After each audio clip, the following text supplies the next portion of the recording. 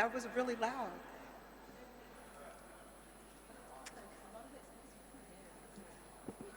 Hello.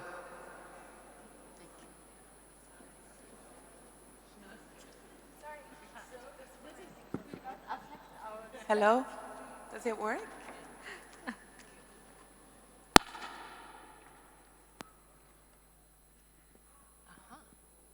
That was quick. Does it work? Yeah? It's It good? works. Can hear you. Wonderful.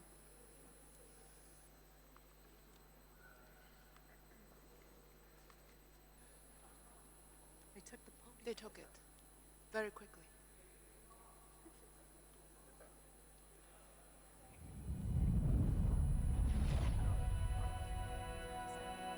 রাজশাহীতে মেয়েরা মানে আমাদের 16 ইউনিয়নের মেয়েরা তেমন মানে আসলে সামাজিকভাবে বাইরে ওইভাবে যায় না।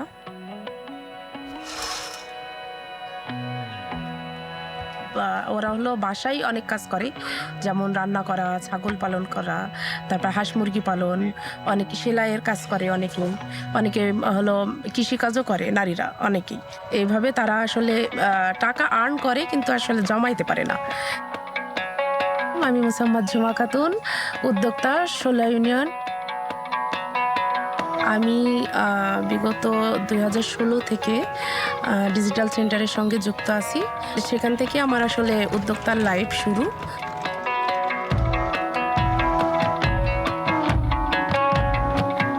ইউনিয়ন ডিজিটাল সেন্টার হলো একটা সেবা কেন্দ্র, যেখানে নারী পুরুষ উভয়ে খুব সহজেই যেন সার্ভিসটা নিতে পারে। প্রতিটা ইউনিয়ন ডিজিটাল সেন্টারে একজন করে নারী আছেন, যারা একদম গ্রাম পর্যায়ের নারীদের আর্থিক সাক্ষরতা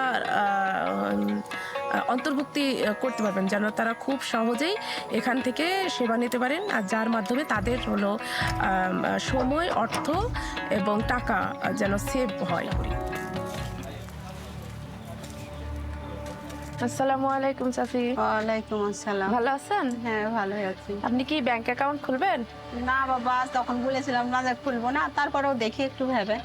আসসালামু আলাইকুম চাচি। ভালো ওয়ালাইকুম আছেন? আসসালাম। হ্যাঁ, ভালো আছি। আজকে কি ব্যাংক অ্যাকাউন্ট করবেন?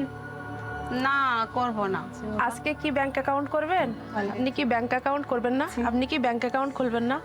না বাবা, আমি ব্যাংক অ্যাকাউন্ট খুলবো না। ওটা আমার হাজবেন্ডেরও বাধা ছিল, বলছে যে না এইসব করা লাগবে না। কিসের জন্য করা লাগবে? আমি আমার নামে খুলে আসি অ্যাকাউন্ট, তখন তুমি ওখানে রাখো।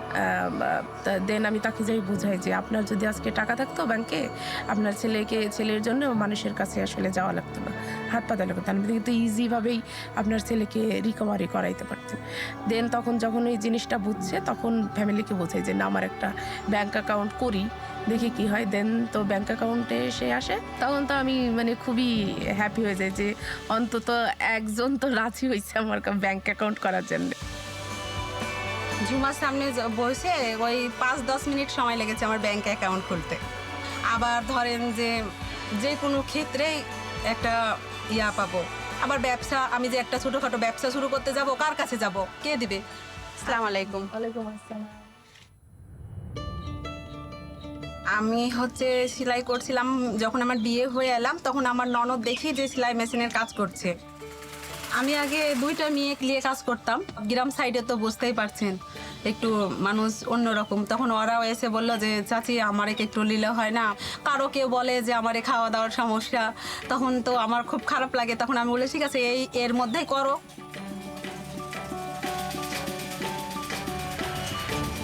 করার পর ওরকম কাজ করার পরেই তো আমি বললাম যে না, এরকম করলে তো হবে না, এই মেশিন কিনে। অসুস্থতা দূর করেছে, তারপরে আমার এই যে ব্যবসাটা যে আমি এখনো চালা যেতে পারছি, এই ঝুমার জন্যই তো আমি এত কিছু করতে পারছি, তাছাড়া তো আমি করতে পারতাম না। আমার স্বামী হঠাৎ করে অসুস্থ হয়ে গেল। হওয়ার পরে ওর তো যে অ্যাকাউন্ট আছে, সেটা তো ওই ছাড়া তো আমরা কিছু করতে পারবো না। তারপরে আমি নিজে থেকে যে অ্যাকাউন্টটা করছিলাম, তখন আমার মাথা বেড়ে এলো যে আমার তো অ্যাকাউন্টে আমি 2টা মেশিন কিনবো বলে টাকা গোছাইছিলাম ঝুমার কাছে। আমি ওই রাত্রেই ঝুমার কাছে গেলাম, ঝুমার বাড়িতে, যে বললাম যে ঝুমা, আমার যে এখন টাকা লাগবে, তোমার চাচাকে মেডিকেল নিয়ে যেতে হবে। তো বলছে সমস্যা নাই, টাকা নিয়ে যান। ঝুমা টাকা দিল, আমি মেডিকেল নিয়ে গেলাম। আমার টাকাতে আমার স্বামীকে সুস্থ করে নিয়ে এলাম বাড়িতে। এরপরে ধরেন এরকম করে আমার অ্যাকাউন্টে আমি যখন আমার স্বামীকে নিয়ে এলাম, আমার স্বামী তো অনেক খুশি হলো যে যাক তুমি তোমার টাকা দিয়ে আমাকে সুস্থ করে নিয়ে এসছো, কারো কাছে হাত পাততে হয়নি। আমার বাড়িতে আমাকে এখন সবাই মানে মান্য করে যে না, জীবনে কিছু করতে পারবে।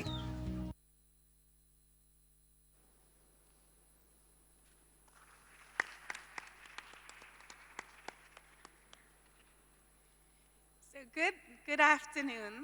My name is Gerda Binder, and I have the honor of welcoming you to this session. Let me try and make sure my mic works properly for you.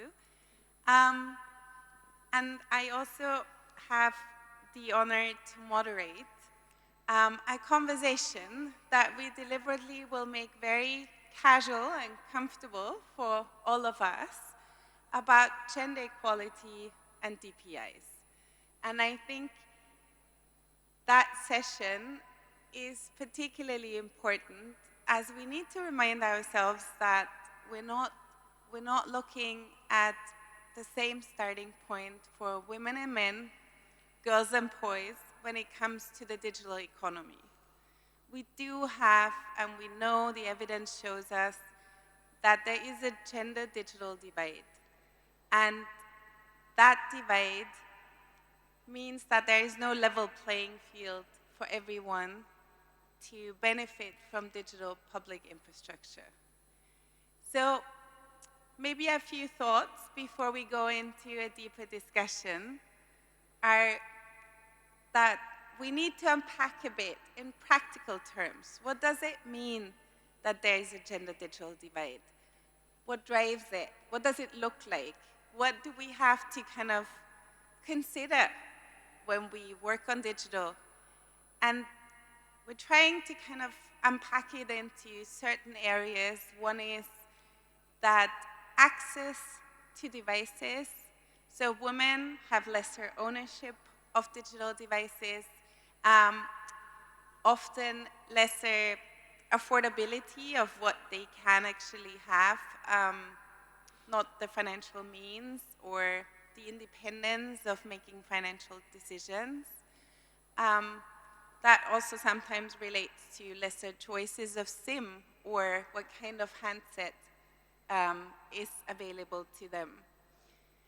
The second area we shouldn't forget is that lower levels of literacy and then also transferring into digital literacy don't allow women equally to men to access and benefit from services that are available, and that closely links to relevance.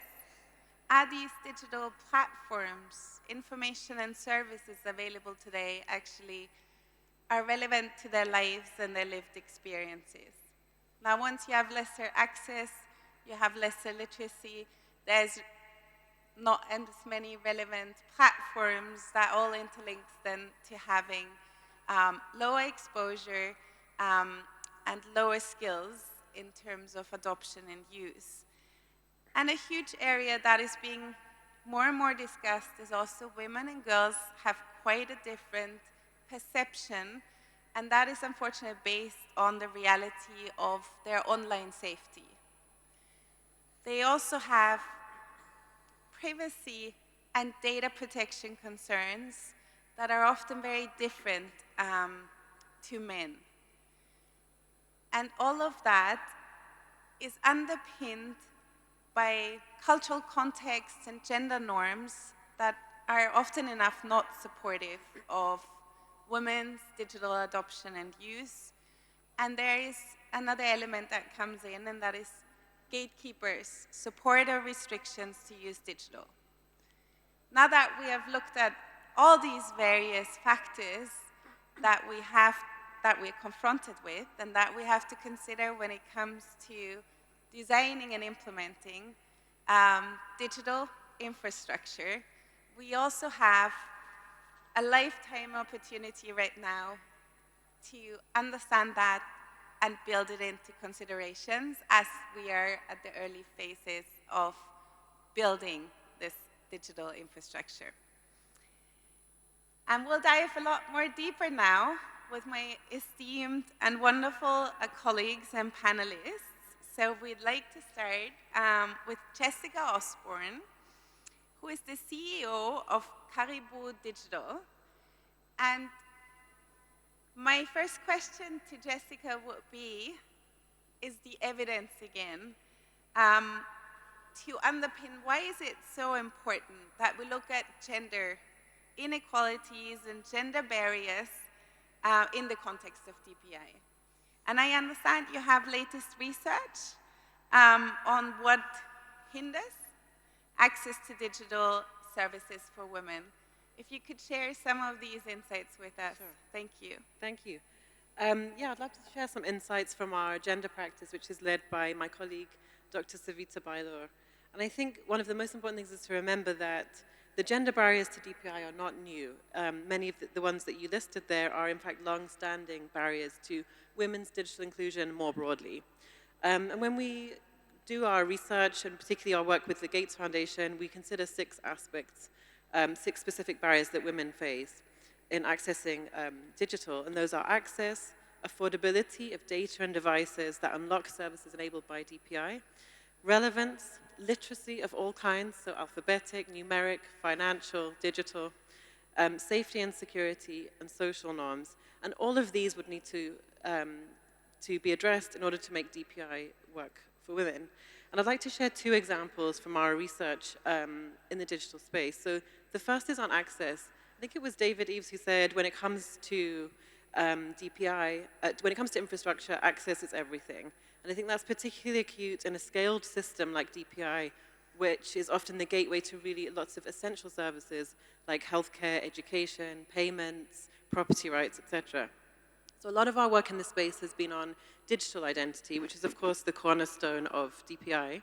And we've found that this can be really problematic for women, particularly because identity often involves needing access to a device. And that can be very problematic in households in which devices are shared, and access to it is often controlled by a gatekeeper in the home. And then that's further complicated by security measures like 2-factor authentication, which requires a level of digital literacy that women simply may not have in some contexts, and also requires sometimes access to 2 devices in a context where women may struggle to even have access to one. The second example I'd like to draw on is the importance of going from access into meaningful use. We did some work in Bangladesh and found that with a group of women who had successfully enabled access to digital ID, and this had actually unlocked some really powerful livelihoods opportunities for them, specifically accessing gig work platforms, which was great. But when it came to the payment for that work, women had agreed with their husbands that those payments should be made into the husband's bank accounts. And so then they were in the scenario where they had to ask their husbands for access to their own earnings. And this was because of social norms, but also issues of digital literacy and trust. And this idea, it was based on the idea that the women would have more difficulty identifying fraudulent transactions or cybercrime. But also, of course, it was really driven by social norms. So I think this is a really important reminder that digitization doesn't mean that analog barriers go away, and the broader context in which DPI is being implemented really needs to be kept in focus. All that to say, I think in our research we've found that if digital solutions are approached in a gender-intentional way, the potential for them to alleviate inequality is really powerful. And in fact, a lot of digital solutions can disproportionately positively impact women if they're implemented with a gender-intentional lens. And I think one example of this, or potential area for DPI here, is the efficiency gains of the interoperable and sort of scaled nature of DPI. So if you think about, for women, they're often really time poor, their transport costs are very high relative to their income compared to men. They may feel uncomfortable in bureaucratic settings owing to power dynamics. So for them, the ability to be able to have a single registration that unlocks many different services can really positively impact them. But of course, again, life is complex and there are other issues that need to be considered there. So for example, you know, if women are not needed to enter buildings or physically go out to do some of the things like registering for welfare or education, for example, they may therefore actually be further marginalized from public space. So again, the broader context is really important, and not everything can be solved. Not all the inequalities can be solved through digital at all. Thank you so much, Jessica. It really always strikes me when we see the opportunities, but we need to remind ourselves and everyone that, as you said, analog issues don't just disappear through digital. They have to be intentionally addressed. And thanks for sharing these research insights, and that allows us to see how these can actually be addressed in examples that we now can hear from Hoda. Hoda is the advisor to the Minister for Digital Community Development and the Ministry of Communications and Information in Egypt. And Hoda, now that we heard from Jessica that still we see these challenges women have to benefit from digital DPI, would you share examples with us from Egypt on addressing the challenge and leading from, as you put it so eloquently forward, exclusion to equity for all? Thank you for the introduction. You know, all that today this is the digital age. So technology is not just a tool, it's lifeline. The promise of digital infrastructure remains unfulfilled for many, especially women. As we explore the intersection of gender and digital public infrastructure, we must ask, how can we design systems that not only include women, but empower them to thrive? So let me, at the beginning, express my heartfelt thanks to the organizers for bringing us together for such an important and timely discussion. It's truly a pleasure to be within this distinguished panel and discussing a topic so close to my heart, equity and inclusion in the digital world. So I deeply appreciate the opportunity to share Egypt's journey to that matter and how we can ensuring that it benefits everyone, especially women and marginalized communities. We are working definitely hard to build a model of DPI that is inclusive for all. Through many efforts that the MCIT done and initiative implemented to ensure that, so to ensure also that no one is left behind. One example is the presidential initiative Haya Karima, where MCIT has been pivoting in building a model for new villages based on disruptive technologies through a strong infrastructure of fiber optics and digital literacy programs. Rural communities are empowered with one goal in mind, promoting integrated development. So we also bridge the digital skills gaps by providing a comprehensive training package on ICT tools to Egyptians of all ages and backgrounds. So we promise to reach by 2025, 400,000 of trainees per year. So this infrastructure and this DPI initiatives let us to complement the efforts of MCIT has embraced gender approaches with programs especially designed with and for women. First, we're conducting in-depth studies, need assessment also, to listen to the diverse voices of women, whether they are from marginalized groups, such as those who are economically disadvantaged, disabled, widowed, divorced. Our goal is to ensure that everyone and our initiatives reflect the real needs and challenges. However, challenges, particularly those in rural areas, still struggle to enter the job market, as you said in your research. Culture barrier reinforced outdated beliefs where women are not allowed to work in some communities. Additionally, work-life balance issues often force the woman to step away from traditional 5 to 9 jobs to care for their families. For those who return to the workforce after gaps, biases from recruiters make it difficult for them to be considered for positions. This is where Qudwa Tech comes. Qudwa means in Arabic role model, was launched in 2019 by a group of women in MCIT. They recognized the need to shift the paradigm from bringing women to work to bring work to women in their own space and time. Qudwa Tech is not about supporting existing gender roles, but about empowering women to use digital technologies to work whenever and wherever they choose. Our program especially targets the handicraft sector, which aligns well with the flexible schedule that many women require. Through Qudwa Tech, we offer a comprehensive, supportive ecosystem to ensure women make the most of DPI in their work. So the program depend on capacity building program, adopt a dynamic model involving with global, regional, and local change in ICT. This ensures our training program to be relevant and forward-thinking. The curriculum of the capacity building depend on digital marketing and AI. Women are taught not only how to market their products on social media, but also how to integrate AI into their marketing strategies to better reach their customers. They learn how to use AI to generate outstanding designs for their products and apply AI-driven tools to optimize their marketing efforts, tailoring content and reaching a wider customer base more effectively. The e-commerce curriculum, we equip women with the tools to transition from traditional markets to digital ones, enabling them to sell their products on platforms like Amazon, Jumia, and sometimes local marketplaces like Makbuz and Ayadi Mars. This is a famous in Egypt.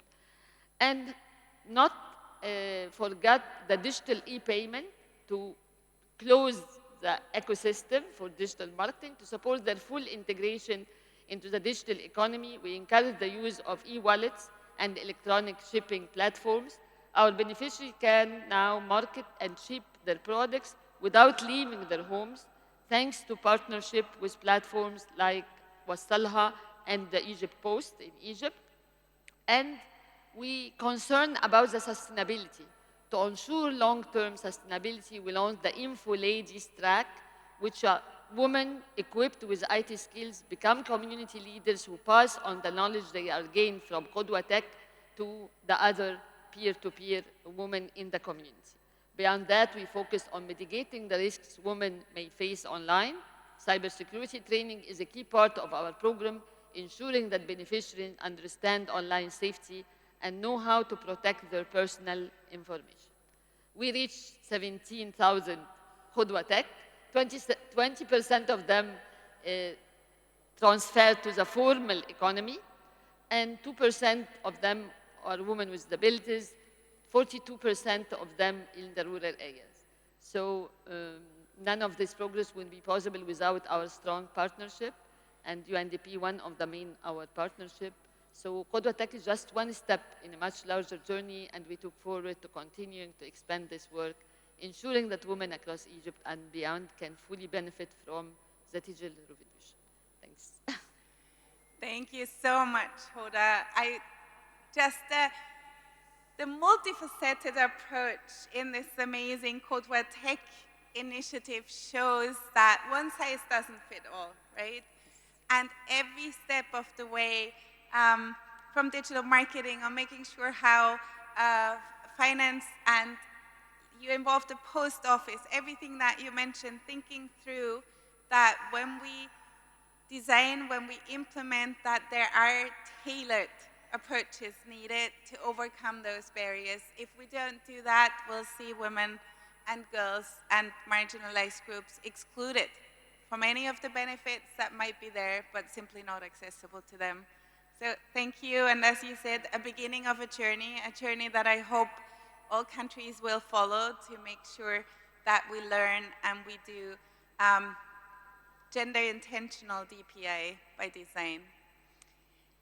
And with that, we're moving from research to country examples to Dion. Dion is the Senior Advisor of Global Policy Financial Services for their Bill and Melinda Gates Foundation, which means we have one of the important funders of DPI on our panel. And we'd love to hear from you, Dion, and please also from a very personal space, right?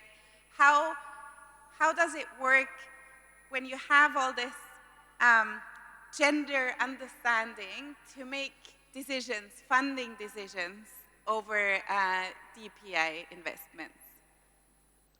Thank you very much. It's an honor and a privilege to join you all on the stage and to be in this room. And I hope you don't mind, and thank you for asking me about, how we can think about it from a position of the Gates Foundation, but also from a personal perspective.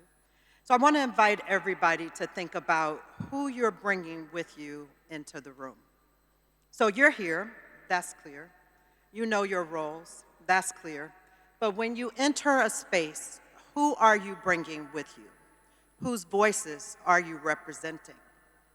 This is something that I shared with my co-panelists, that I feel sometimes uncomfortable with a position of privilege. I'm going to tell you why. I'm bringing with me in this room my grandmother. My grandmother had an 8th grade education. She went back and got her high school GED.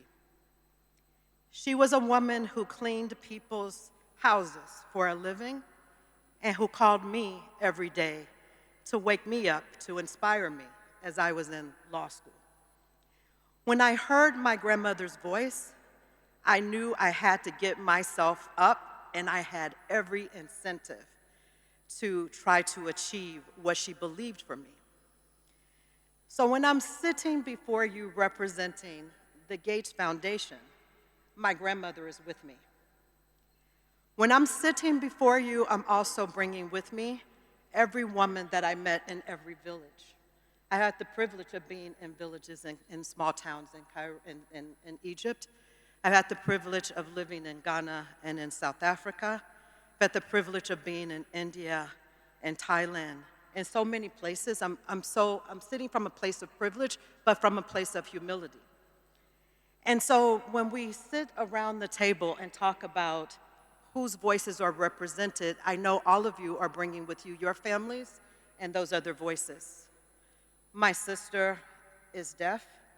I'm coming from a space of making sure that I'm thinking about who's able and who's not disabled, and how are you having these conversations. And so thank you for allowing me to not just come from a place of privilege to talk about what a big funder, and Bill, and Melinda, what an opportunity they've given us all by sharing their resources with the world, but who are we bringing with us, and why does that matter?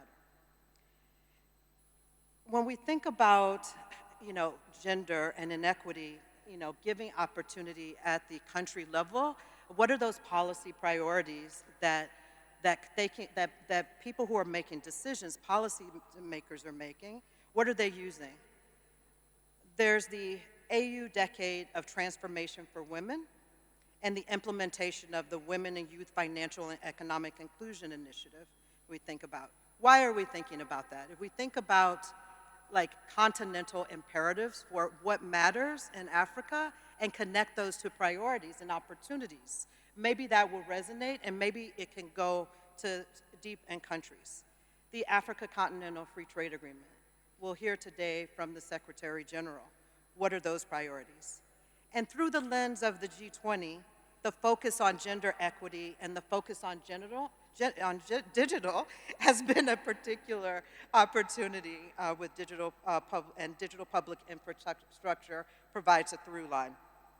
You think about country foundational priorities, how it's reaching real people in a meaningful way, how that can drive institutional transformation towards building gender-sensitive policies, and then driving transformational change by mapping in global and regional priorities, and then, reaching real women every day.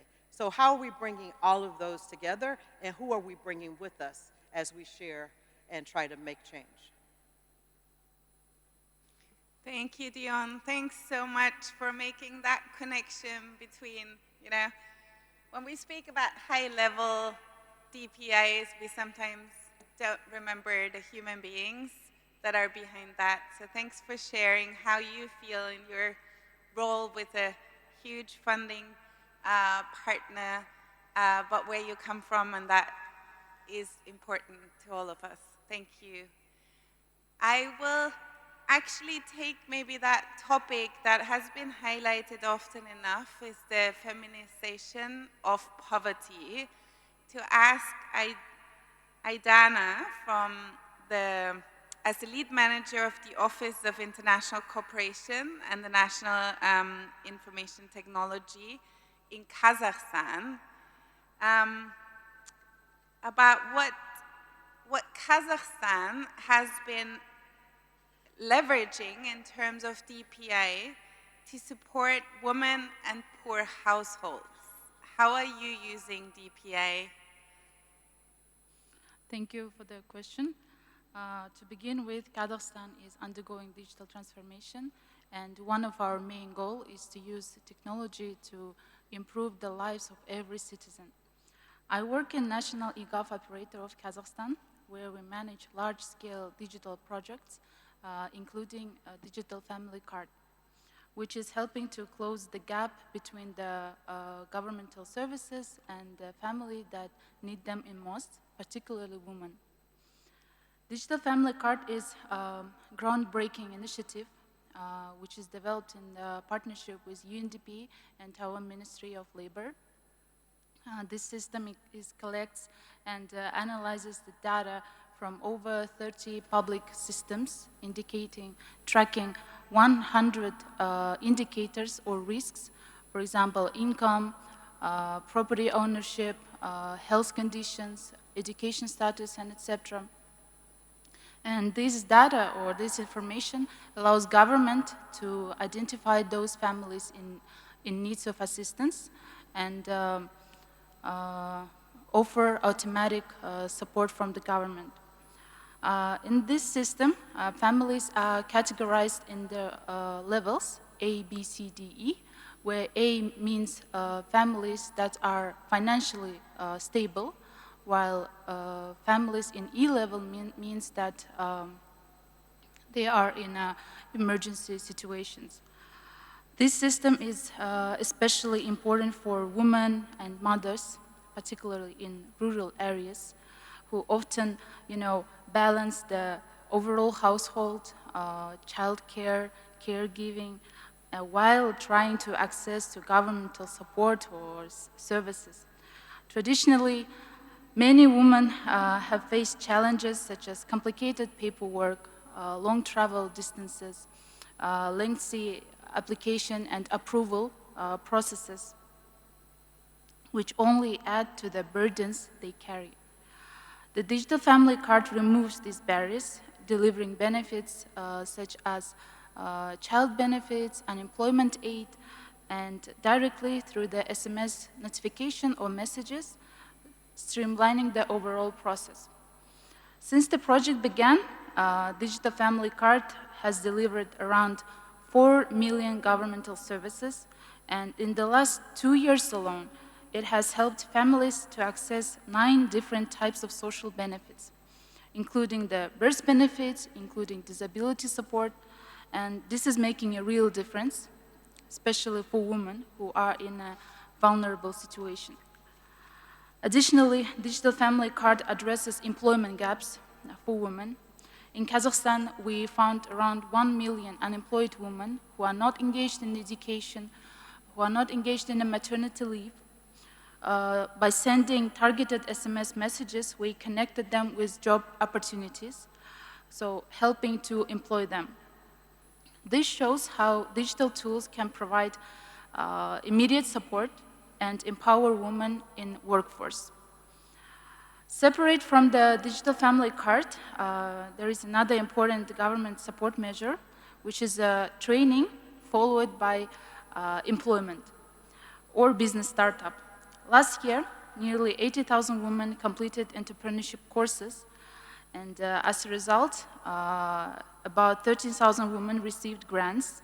Among them, 58% acquired necessary technological equipment and tools for producing goods and services, while 31% engaged in livestock farming by purchasing livestock.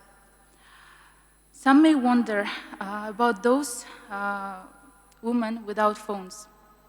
The government has a social portrait of every family in Kazakhstan in need, allowing support to be offered via social workers who use an application to coordinate all of these efforts.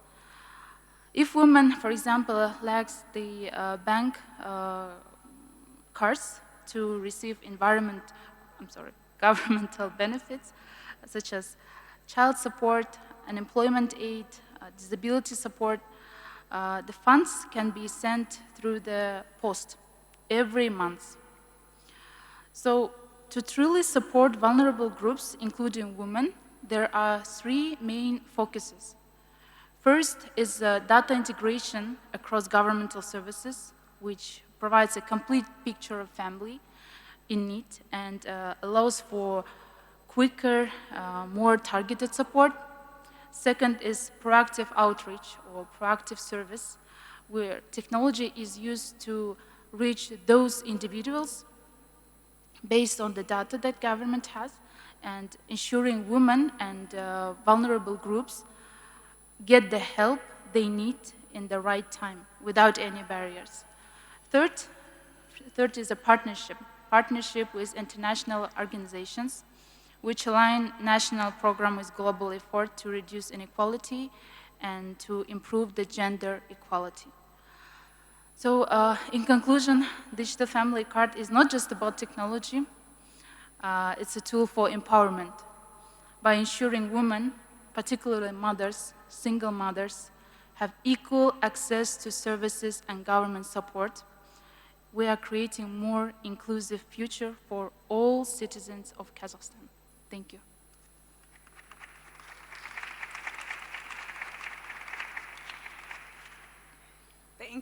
Thank you, Adana, for this example. I think it really resonated with everyone on how we can use like smart data analytics to actually then target, make sure no one is left behind, especially not women and children. And speaking about that, I would like to ask Fui Meng from UNICEF. She leads the Digital Center of Excellence, as UNICEF is supporting governments in the many aspects of DPI. What are some of the good practices? Some of them we've already heard from this panel. What would you like to see ensuring that DPI benefits women and girls? Thank you, Gerda, and good to see everyone. First, I would like to answer, Dion, your question. Who do I have in mind in this room? The children of the world. That's what UNICEF is here for. UNICEF, some of you may not know, we are a child's rights organization. And more importantly, we want to get to the part that to reach the most disadvantaged children of the world. And when you think about children, from UNICEF perspective, we think about every step of a child's life, from the children is born, getting the first vaccination, going to school, all the way to getting into the job market. Some of you may not know that even though UNICEF is not a technology company, we are also very strong in producing and scaling up digital public goods and a supporter of open source. For instance, today afternoon at 3 o'clock, you'll hear one of my colleagues that's sitting right here talking about Rapid Pro, that is part of the Golf Stack building block as part of the DPI building blocks. And also, we have OKY, spells OKY, which is a digital innovation for girls to understand their sexual reproductive health as well. Why did I mention all this? Because that's how UNICEF see ourselves intersect with the digital public infrastructure.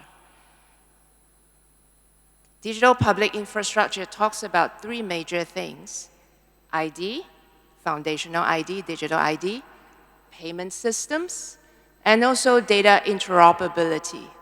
UNICEF, our best strength is our people on the ground. we work with multiple ministries to realize the impact for children, be it Ministry of Health, Ministry of Education, and so forth. And the way we see digital public infrastructure, yes, it's the digital rails and roads for every citizen. We ask ourselves, who are using these rails and roads? Of course, the children as well. So to put this in place, we actually have some key examples. I was in Ethiopia not too long ago.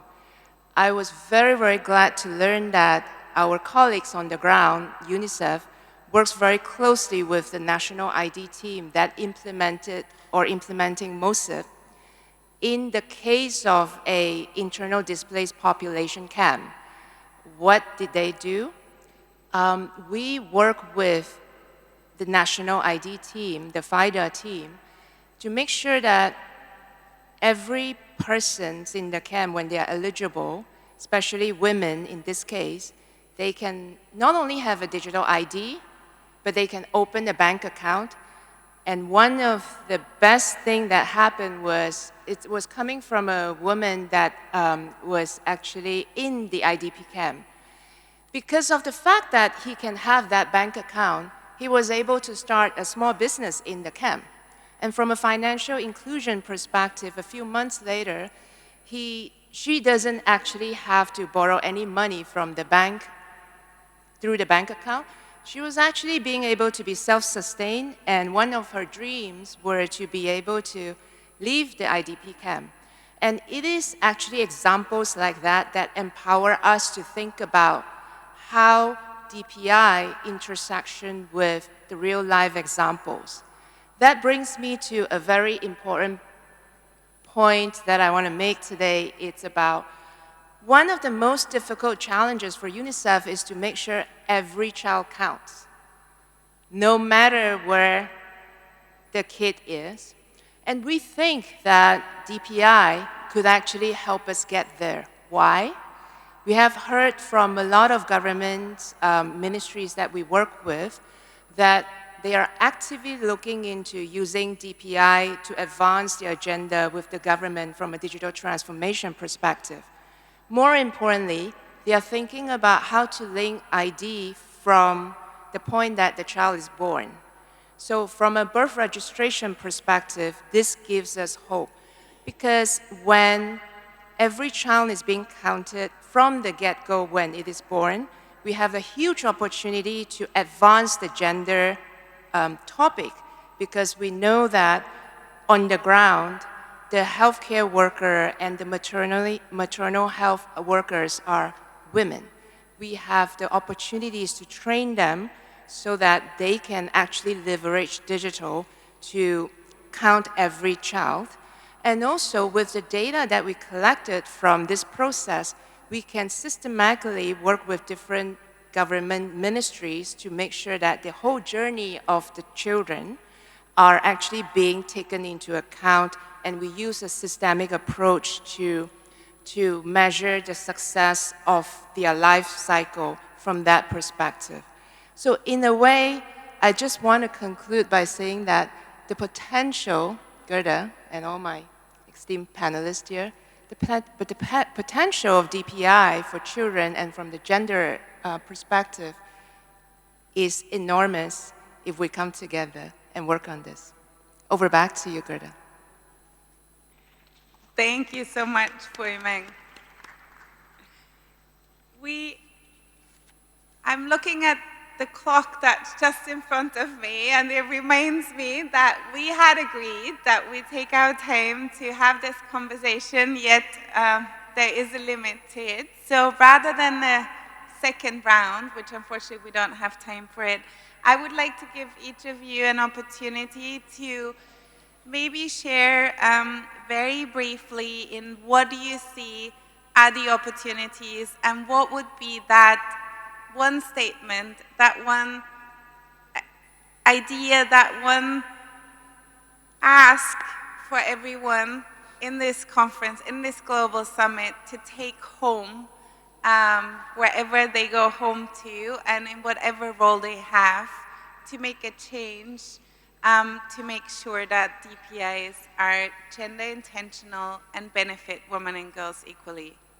So that's a tall ask to do in 1 minute, but let's give it a shot. So over to Jessica.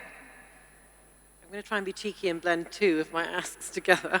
I think we really can see the importance of putting women at the center of the design and rollout, regulation, and policy making around DPI. So I would say trying to include women at the center and actually measuring the impact of that so that we can see what is working and what isn't, and make sure that we're investing in the right things. And if I can give one shameless plug as well to a session that's going to be happening in a couple of hours on measurement, we will be digging into this topic further. So that would be my ask. Thank you, Jessica. You can support her. Thank you. Over to Hoda. So as we wrap this discussion, I want to leave with you our 5 A's approach. The first A is analytical approach, which identifies social challenges, visualize solution, and implement strategies as we do. The second A is ambassadorial approach, to let empower the community, empower the beneficiaries to be the ambassador on their communities and transfer the knowledge they gain. And the third A is the adaptive approach. We have to be a dynamic model to address the challenge that adapt to the fast evolving digital growth and landscape. And the fourth A is accessible approach. We have to ensure that the digital services and resources include everyone, especially the women with disabilities. And the fifth A is the advocacy approach. We have to transfer ourselves from leadership to mentorship, empower the community to become self-reliant champions in and champion of change. So by focus of this 5 A's approach, we can build a more inclusive digital infrastructure for everyone. To ensure success, each country must access its own unique needs, technical capabilities, and social structure to develop a DPI that resonate with people as ultimate beneficiaries. Thank you for your attention. Thank you very much. Thank you, Hoda. Over to Dion. I want to give us the opportunity to broaden the conversation about DPI and the DPI framework that we're working on. It includes those 3 core pillars, but also, you may have heard, also includes consent, credentials, registry, signatures, and some of the work that you talked about actually highlights those as opportunities. I want to give Liz the floor. Liz, you'll see at the end of the panel, there's a QR code with a paper. We have it as a little love gift for you to take away. The QR code will give you a roadmap for some of the ways that we think about gender and DPI. Liz, can you please stand so that people can acknowledge the work that you helped to inspire?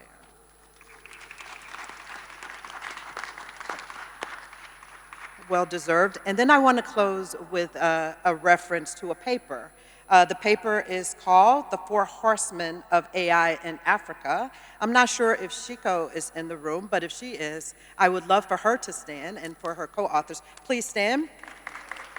Shiko is talking about a model for AI and governance centered on developing 4 key components: data sets, data systems, digital infrastructure, and talents. And it's centering on how you use that data in AI to understand better women. And so please take a look, check out her scholarship, and I think that's a powerful statement, gender and DPI. Thank you, Dion. Over to Phui Meng. I'm supposed to keep it very, very short. So just along the line of intentional gender design, if you can take home one thing from me, that would be that is to consider gender by design when you are implementing DPI in the countries and not make gender an afterthought. I think from the examples that we are showing, I hope we were able to successfully encourage you, if not making a very intrigued call to action for you to really think about as you are talking with different ministries to get them to think about DPI. Let's not forget gender in the design as well. Thank you, Fuimeng. And over to IDM. From Kazakhstan, we wish that participants prioritize the empowerment of women by implementing data-driven solutions in digital public infrastructure to enhance the service delivery, ensuring that women, mothers, sisters have access to essential resources and support from government. Thank you so much. With that, I would close this panel. I'm hoping that the QR code that Dion has been promoting comes up. I think I would just thank all the panelists, thank for the examples, thank for your own personal work on promoting these important agenda. I would wish for that this is the start of a journey that continues with having conversations around making DPIs gender intentional, and that we all contribute to that conversation and don't let go and keep pursuing it, because we have a once-in-a-lifetime chance that digital public infrastructure does not replicate the inequalities that we see in physical infrastructure. And with that, thank you very much and hope you have a very nice lunch. Thank you.